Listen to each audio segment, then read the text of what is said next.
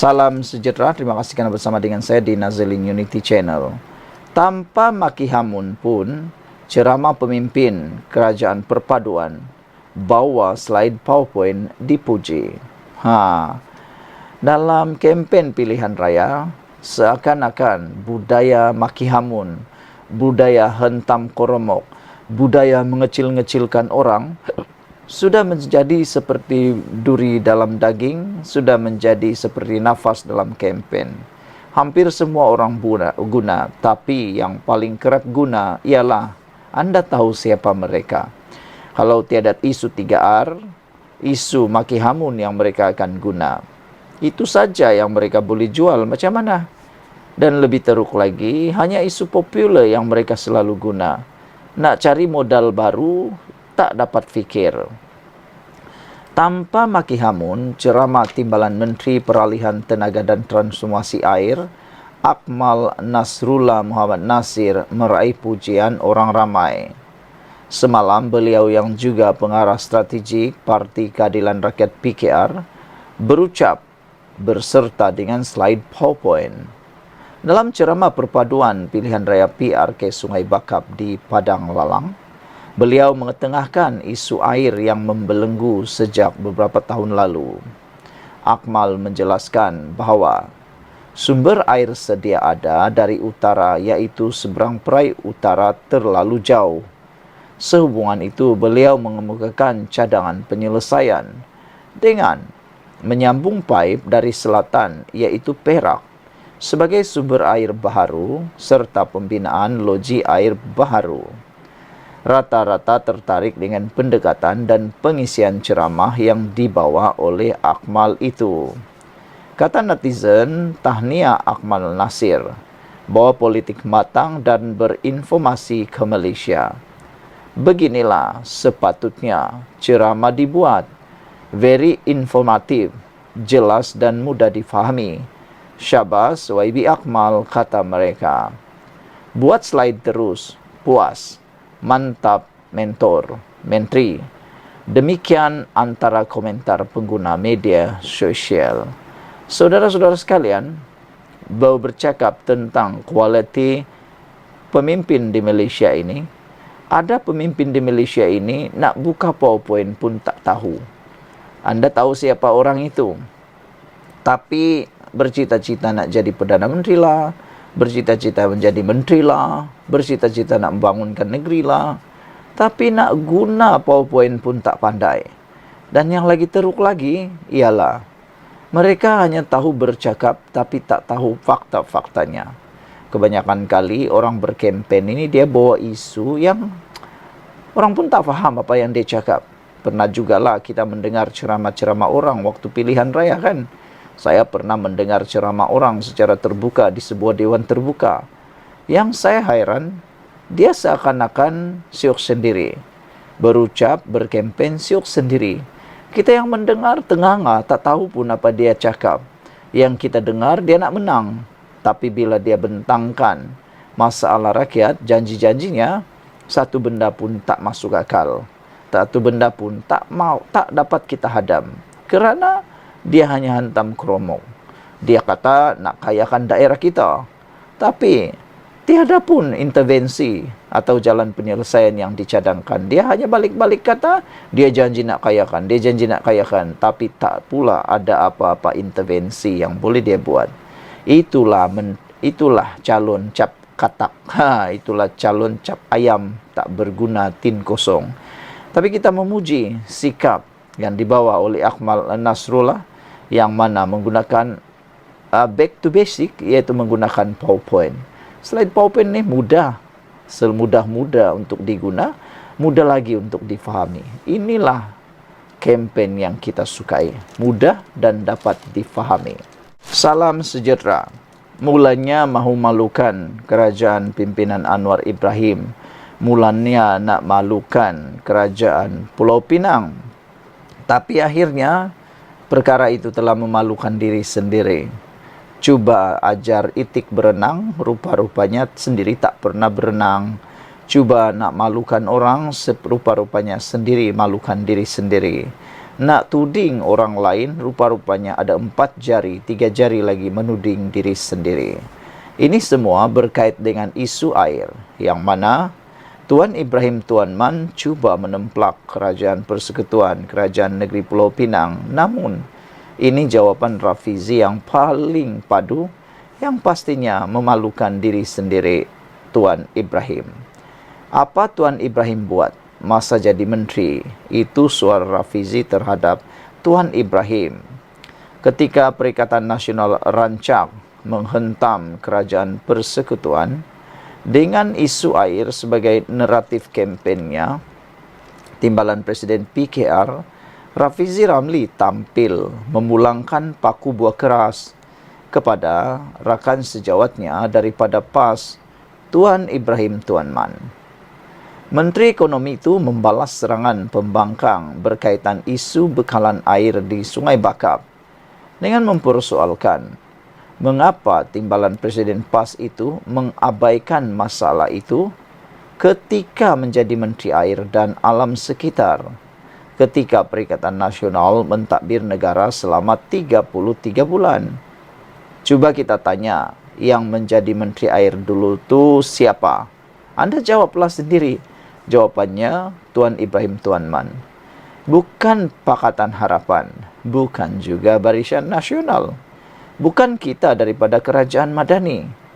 Menteri Air ini Tuan Ibrahim Tuan Man.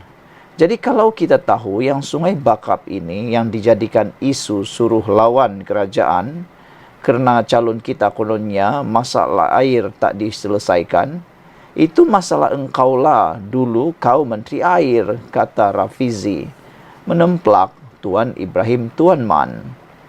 Sebab sekarang kita tahu, seperti diumumkan berkali-kali, masalah air di Sungai Bakap sahaja. Ini masalah utara Semenanjung. Sebab air bukan saja soal pipe. Masalahnya sumber air dah tak ada. Orang makin bertambah, kilang makin banyak. Apabila orang makin banyak, sungai sebanyak itu sahaja, kata Rafizi lagi. Mana ada sungai pandai beranak, semakin lama semakin cetek dan mendap. Memanglah kebiasaannya. Mana-mana kalau orang semakin ramai, sungai makin cetek, air kurang. Tambah pula cuaca sekarang semakin panas, kata Rafizi. Jadi isunya, semasa kita jadi pembangkang, memang kita tak tahu, bukan kerja aku. Semasa itu, kita duduk kejar segala yang rasuah semua ni. Yang bertanggung jawab merancang dan yang ada maklumat adalah Tuan Ibrahim Tuan Man, kata Rafizi. Kamu tahu bahawa Pulau Pinang tak cukup air. Kamu tahu Perak Utara tak cukup sumber air.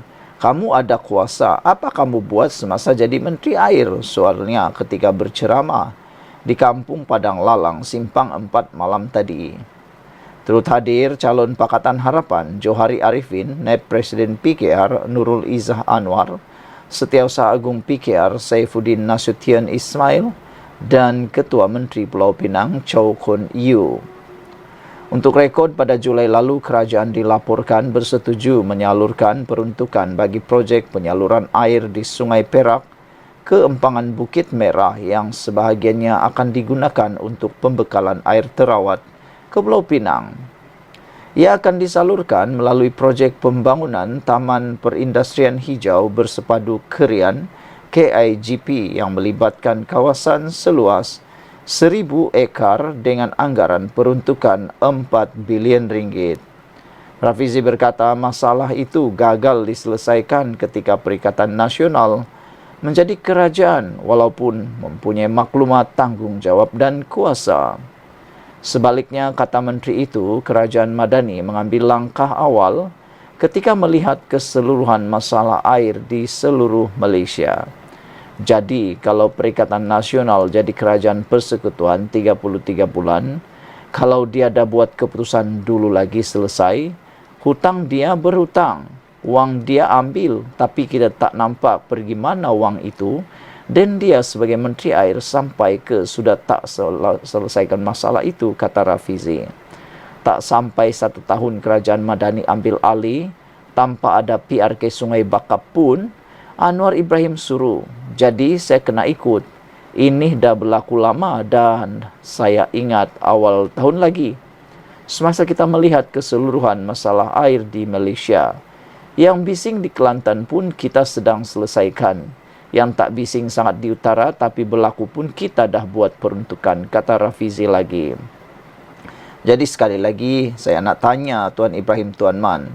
Kau orang semasa jadi kerajaan yang kawal duit banyak peruntukan untuk jana wibawa.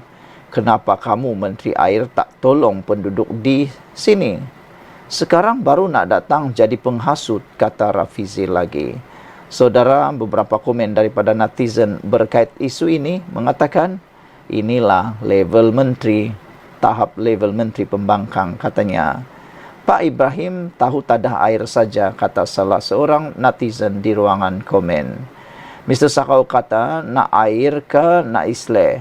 Dah cukup jumlah, apa kabar menantu tak pulang lagi? Apa Tuan Penasihat Empat Negeri buat?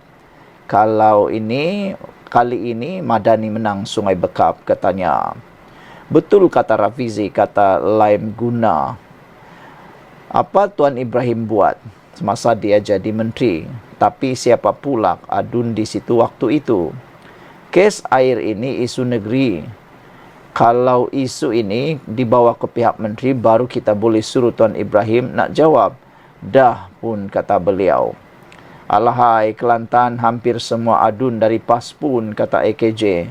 Ibrahim ni pun dari Kelantan, tapi tak ada apa pun dia buat masa dia pegang menteri air dulu.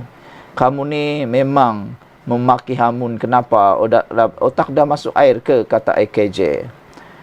Deva kata tak perlu buang masa, tanya dia. Ambil contoh Kelantan dah cukup, senang cerita. Dia orang tak tahu buat apa-apa, kata Deva. Saudara-saudara sekalian, Harimau Satu kata, takkan Rafizi tak tahu, jangan buat wayang lah, katanya. Red Parrot kata, Tuan Ibrahim semasa menjadi Menteri Alam sekitar 33 bulan tak buat apapun. Rupanya ISO pun tak tahu. Motosikal guna minyak apapun tak tahu. Sebenarnya tak layak menteri pun. Menteri cap ayam. Dapat jawatan menteri pun melalui tebuk atap, kata Red Parrot.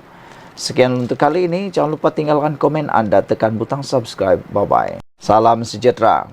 Bila sebut Muhyiddin dan Mahathir, pasti anda teringat prestasi mereka. Tak boleh disangkal bahawa sepanjang pemerintahan Mahathir sebagai Perdana Menteri sebanyak 2 kali, banyak sumbangan beliau. Namun demikian, banyak juga perkara-perkara yang sebenarnya agak kontroversi ketika beliau menjadi Perdana Menteri. Hari ini, patutlah tidak puas hati prestasi kerajaan Madani. Orang kuat pun Muhyiddin dan Mahathir. Terbongkar sudah siapa orang kuat Institut Masa Depan Malaysia MASA yang mengeluarkan kajian kononnya 58% responden tidak berpuas hati dengan prestasi kerajaan Madani. Yang ini memang lucu, yang ini memang sangat-sangat lucu. Rupa-rupanya ini orang kuatnya. Simakan di laman web rasmi institut itu mendapati pengerusi Perikatan Nasional Tan Sri Muhyiddin Yassin merupakan pengerusi dan pengasas MASA. Ini satu perkara yang memang lucu. Pastilah kalau Muhyiddin adalah pengerusi kepada MASA, sudah tentu hasil kajiannya akan lebih menjurus kepada Muhyiddin Yassin untuk mengap-apkannya, untuk menaik-naikkan nama Muhyiddin dan bukannya membuat satu kesimpulan, satu dapatan ataupun satu keputusan diumumkan yang natural. Ianya pasti berat sebelah. Anda pun dapat fikirkan secara logiknya. Sementara itu, seorang lagi pengasas ialah Tun Dr. Mahathir Mohamad dengan pemegang amanah antaranya ialah Datuk Dr. Razidin dan juga Naib Presiden Bersatu. Mengulas status MASA, pemerhati politik Najib Bakar mempersoal hasil kajian yang turut merumuskan bahawa ekonomi negara menjadi semakin merucing itu. Institut Masa Depan Malaysia Perikatan Nasional, sebenarnya Institut Masa Depan Malaysia ataupun MASA itu ialah Perikatan Nasional. Itu rumusannya, mudah sahaja, kata pemerhati politik Najib Bakar. Jawab servis sendiri guna Saitro, seorang 10 akaun agaknya, sindir beliau lagi. Pastilah mereka akan membuat satu kajian responden yang akan merumuskan keuntungan untuk mereka. Cubalah buat natural, baru kita tahu. Najib turut berkongsikan gambar pejabat MASA yang beralamat di Jalan Ara dekat Bangsar di Ibu Negara.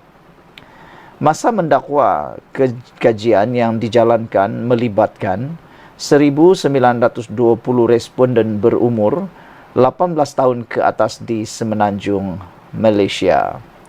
Mereka kononnya ditemu bual mengenai isu-isu semasa ekonomi, sosial dan politik menerusi telefon dari 30 April hingga 26 Mei lalu. Institut itu turut memaklumkan hanya 39% responden Melayu menyatakan mereka berpuas hati dengan prestasi Anwar sebagai Perdana Menteri, manakala responden China dan India masing-masing 74 dan 60%. Saudara-saudara sekalian, pendedahan ini memang luar biasa.